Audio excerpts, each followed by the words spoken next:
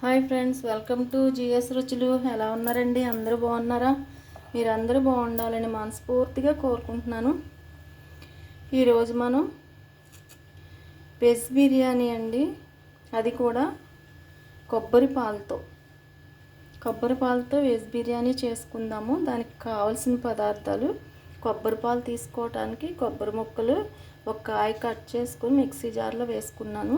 Mixie చేసుకోవాలి, తర్వాత చూపిస్తాను మళ్ళీ.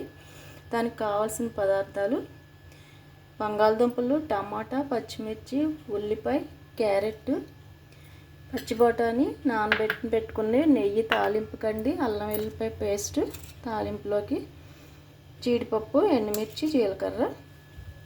ఇప్పుడు మనం ముందుగా పాలు తీసుకోవాలండి. ఇది వాటర్ పోయకుండా ముందు మిక్సీ చేసుకుని మెత్తగా అయిన తర్వాత ఒక గ్లాస్ నీళ్ళు పోసుకోవాలి. అప్పుడు తర్వాత అది వడకట్టుకోవాలి. మీకు అది వడకట్టాక మళ్ళీ చూపిస్తాను. మిక్సీ పట్టేసానండి, ఇప్పుడు వడకట్టుకుందాం.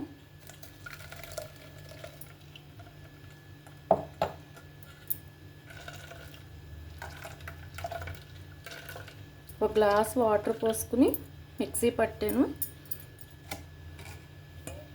ఇవి వచ్చినాయండి, గ్లాస్ పాలు వచ్చినాయి. ఇది మళ్ళీ ఇంకొకసారి మిక్సీలో వేసుకుని ఇంకో గ్లాస్ వాటర్ వేసుకుని పట్టుకుంటే దీనిలో ఉన్న మిగతా సారం అంతా వచ్చేస్తుంది. పట్టిన తర్వాత చూపిస్తాను. నేను 3 సార్లు మిక్సీ పట్టుకున్నానండి. రెండోసారి పట్టినప్పుడు ఇంకా బాగా వైట్గా ఉన్నాయని, మళ్ళీ వస్తాయని ఇంకో గ్లాస్ పోసి పట్టాను. ఇది మొత్తం 3 గ్లాసులు కొబ్బరి పాలు. నేను 2 గ్లాసులతో బిర్యానీ చేస్తున్నాను. దానికి 4 గ్లాసులు వాటర్ పడుతుంది. 3 గ్లాసులు కొబ్బరి పాలు ఉన్నాయి కాబట్టి ఇంకొక గ్లాసు వాటర్ పోసేస్తున్నాను. దీన్ని పక్కన పెట్టేసుకుందాం. బియ్యం అన్నీ వేగిన తర్వాత వేసుకుందాము. ఇప్పుడు పొయ్యి మీద కళాయి పెట్టేసుకుందాం. కళాయి పెట్టి స్టవ్ వెలిగించానండి. దానికి 2 స్పూన్లు నెయ్యి వేసాను. బిర్యానీలకి నెయ్యి శాఖం నూనె శాఖం వేసుకుంటే బాగుంటుందండి. అలాగే ఇంకొక 3 స్పూన్లు ఆయిల్ వేసాను. ఇప్పుడు తాలింపు సరుకులు వేసేసుకుందాం.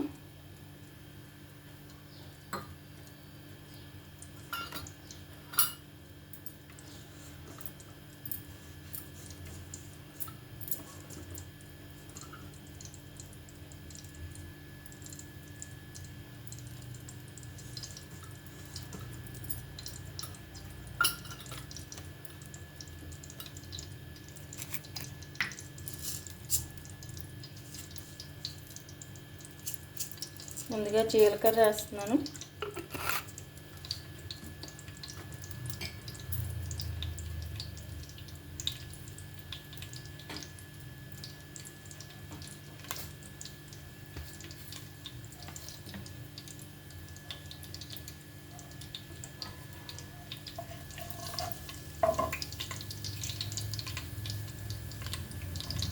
తర్వాత ఎండుమిర్చి,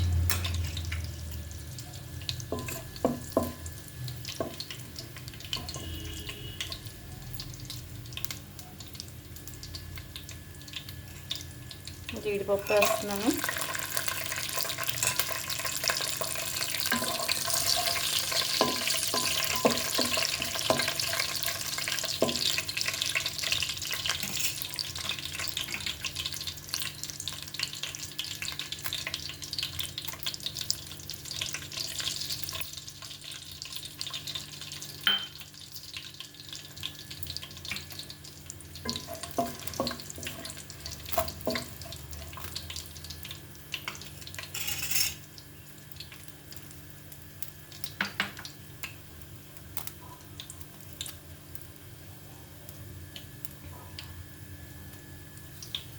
కరివేపాకు వేస్తాను.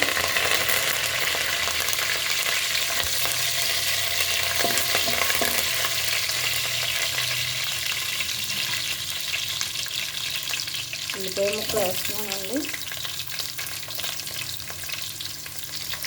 ఉల్లిపాయలు బాగా వేగితే బాగుంటుంది బిర్యానీ టేస్ట్గా.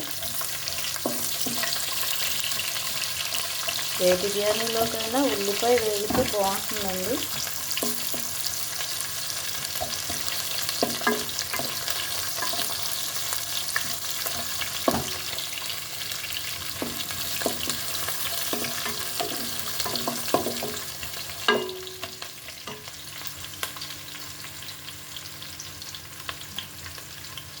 పచ్చిమిర్చి కూడా వేసేసాను.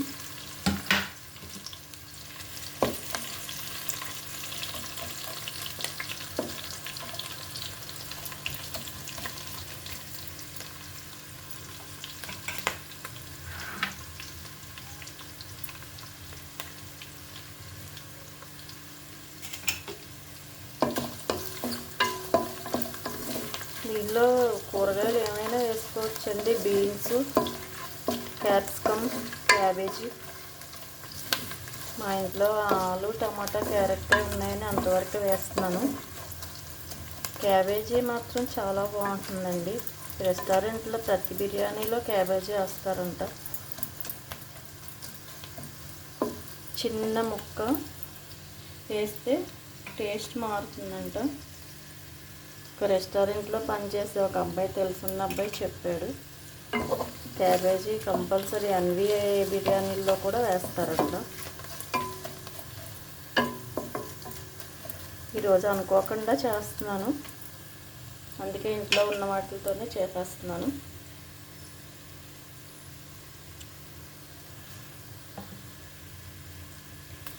ఇప్పుడు బఠానీ వేసేస్తున్నాను.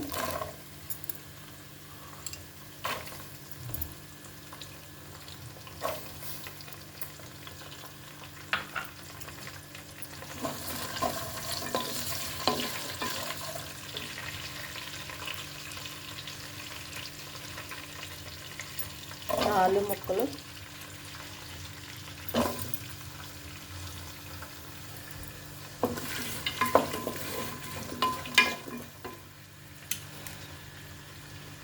క్యారెట్ ముక్కలు వేసేస్తున్నాను.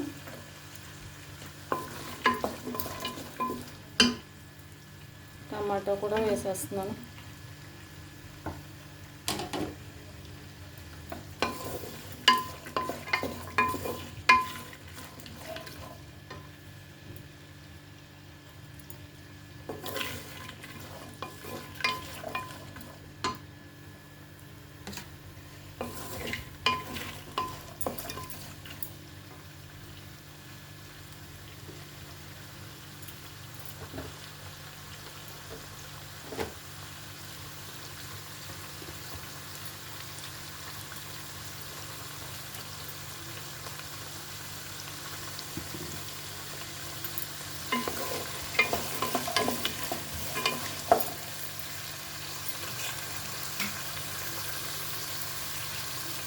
అల్లం వెల్లుల్లిపాయ పేస్ట్ ఒక స్పూన్నర వేసుకుంటున్నానండి.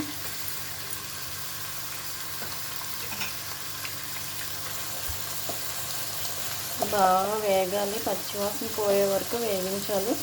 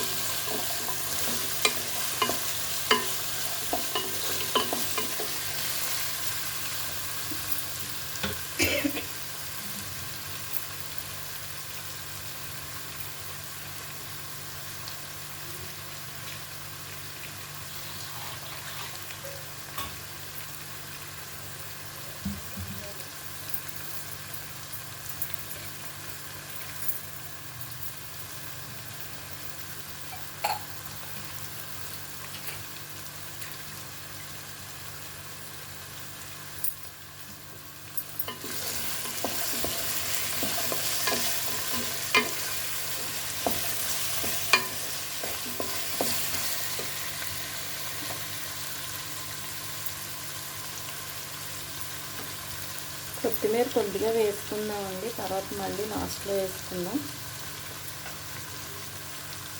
కొంచెం పుదీనా కూడా వేస్తున్నాను.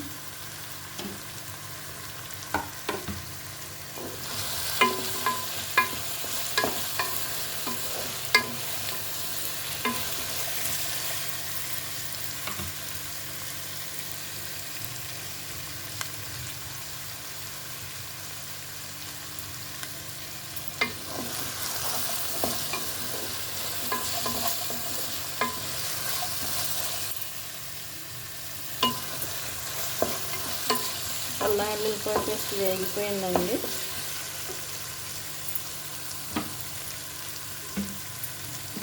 ఇప్పుడు దీనిలో ఒక హాఫ్ స్పూన్ పసుపు,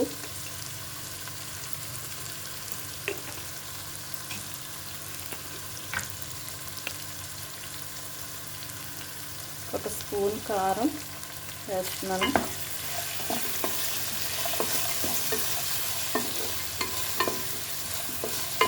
పచ్చిమిర్చి ఎండుమిర్చి వేసాం కదా, ఇది కారం ఎక్కువ అవుతుందండి.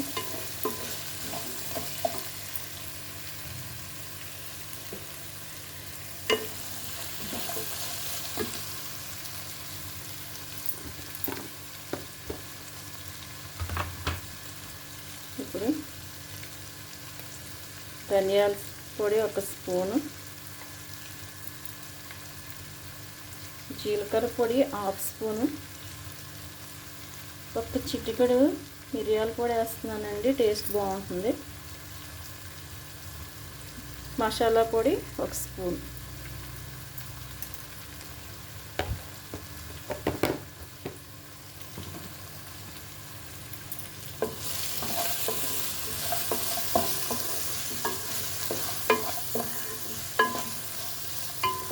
మసాలా పొడి ఇంట్లో తయారు చేసిందేనండి, ఏ పొడులు కూడా బయట రెడీమేడ్ కొను నేను.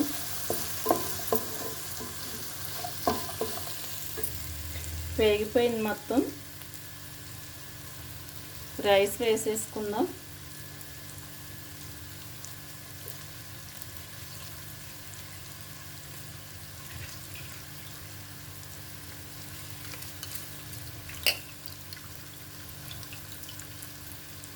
రెండు గ్లాసులు బియ్యం ఒక అరగంట ముందే కడిగి నానబెట్టుకున్నానండి.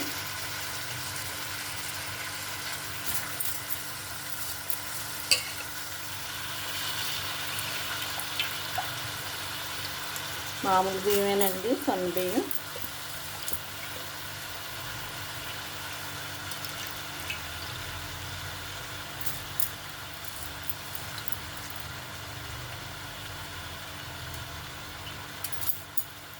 ఏ బియ్యం అయినా బాగుంటాయండి,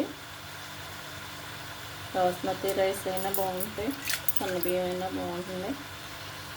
ఇంట్లోకే కదా నేను సన్న బియ్యం వేసి చేస్తున్నాను.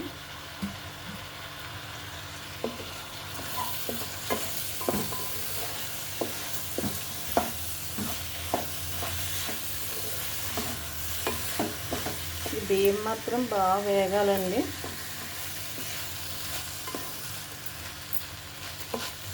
బియ్యం వేగితే మాత్రం చాలా టేస్ట్ ఉంటుంది. వేగకుండా డైరెక్ట్ వాటర్ పోసుకున్నామంటే అన్నం స్ట్రక్చర్ కూడా వేరుగా ఉంటుందండి. బియ్యం వేగించిన రైస్కి వేగించకుండా వాటర్ పోసేస్తే ఉడికిన అన్నానికి చాలా తేడా ఉంటుంది.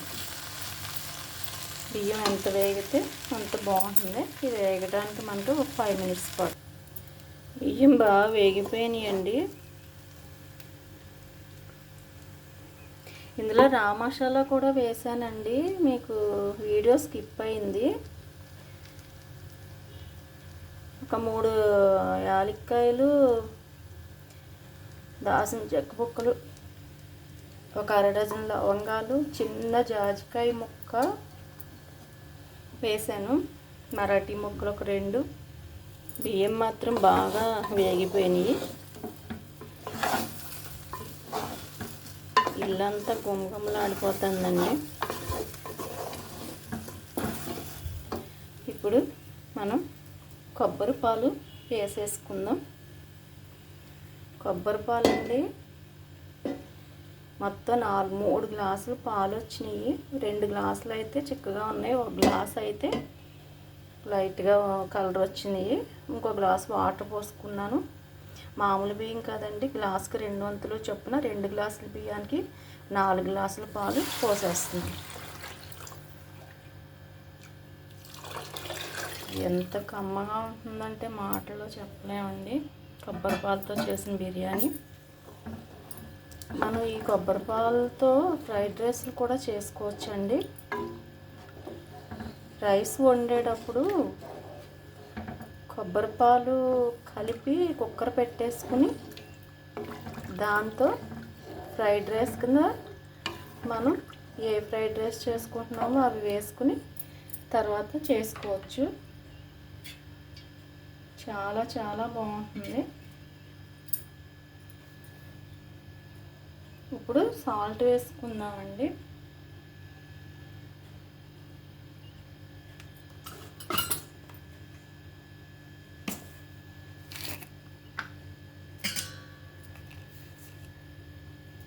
ఒక 2 స్పూన్లు వేస్తున్నాను, చిన్న స్పూన్తో చూసి వేసుకుందాం.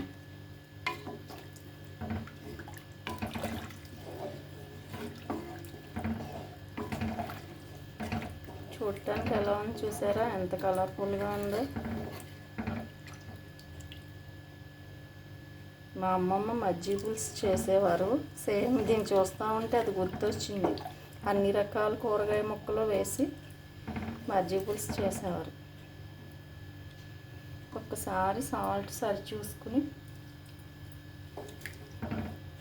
కొద్దిగా తగ్గిందండి, కొంచెం వేస్తున్నాను, ఊరికే 1/2 స్పూన్ కన్నా తక్కువ.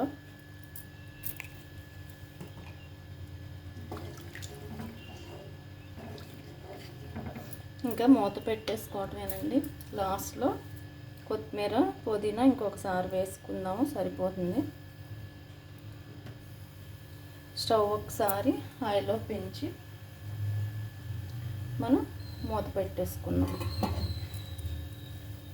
ఇది అవ్వటానికి ఒక 10 మినిట్స్ పడుతుందండి. దగ్గరకు వచ్చిందండి, ఇంకా కొంచెం చెమ్ముంది.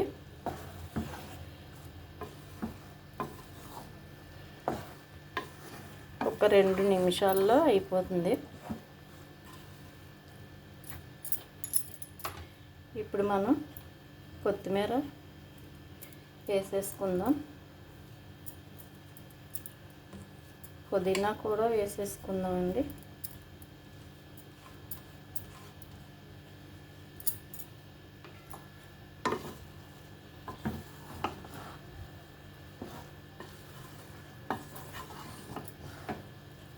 కొంచెం అడుగుని చెమ్ముందండి. ఇది ఇంకొక 2 మినిట్స్లో సిమ్లో పెట్టానండి, బాగా మగ్గుతుందని. రా మసాలా తాలింపులో కంపల్సరీ వేసుకోవాలండి. నేను ఉల్లిపాయ వేసేసిన తర్వాత వేసాను, విడిగా తీయలేదు, బాక్స్ పళ్ళంగా పక్కన పెట్టుకున్నాను అలా చూపించవచ్చని.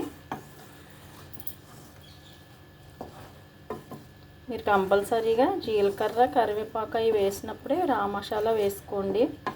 ఎందుకంటే పిల్లలు చూసి చేసుకుంటారు కదండి యూట్యూబ్లో, అందుకే మళ్ళీ ఇంకొకసారి చెప్తున్నాను. వేయక్కర్లేదు అనుకుంటారు కదా.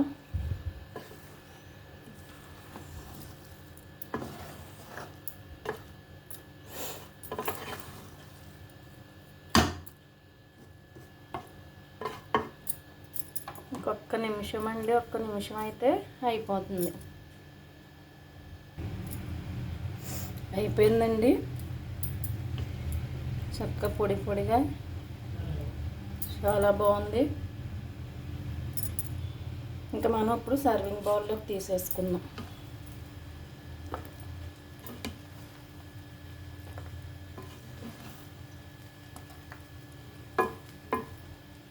స్టవ్ కట్టేస్తున్నాను.